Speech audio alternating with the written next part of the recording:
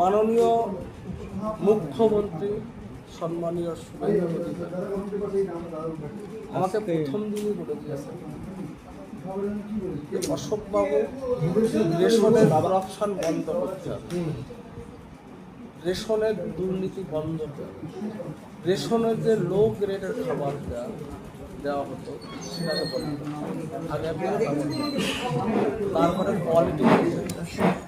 উনি তো এক দু কথা লোক, আমার একটাই মেসেজ কোয়ালিটি। আমি আপনাদেরকে বলে যাচ্ছি, পশ্চিমবঙ্গের আম জনতা, গরিব মানুষ, মেহনতি খেটে খাওয়া মানুষ, লোয়ার মিডিল ক্লাস যারাই রেশনের উপভোক্তা আর কি, আপনারা বিগত 15 বছরে যে খাদ্যদ্রব্য পেয়েছেন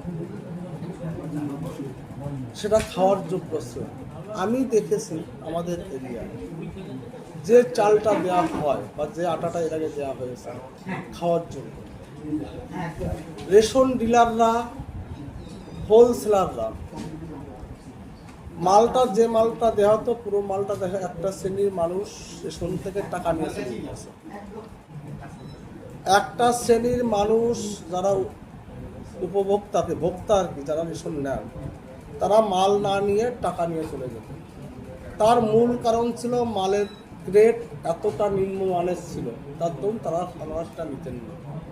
আপনাদেরকে আমি কথা দিচ্ছি, যারা এটা করতে রেশন দোকান, হোলসেলার, আপনার প্রথম কথা হচ্ছে এই কাজ থেকে আপনারা বিরত থাকুন। আর কোয়ালিটির সাথে কোনো কম্প্রোমাইজ নেই। যারা পয়সা নিচ্ছেন আমি আপনাদের কমিটমেন্ট করে গেলাম, জুন মাস থেকে আপনাদের খাওয়ার যোগ্য চাল, গম, আটাটা টোটালি বন্ধ, টোটাল আটা বন্ধ।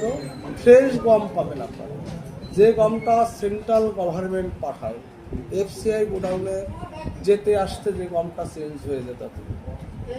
যদি কোথাও সেই পুরানো জমানা ফেরানোর চেষ্টা করা হয়, যারা করবেন যে আধিকারিকের আন্ডারে এরিয়া হবে সেই আধিকারিক দায়িত্ব আপনাকে নিতে হবে, তার কৈফিয়ত আপনাকে দিতে হবে। আপনি যদি কৈফিয়ত না দিতে পারেন, আইন অনুযায়ী যে ব্যবস্থা সেটা আপনাদের ক্ষেত্রে বলতে হবে।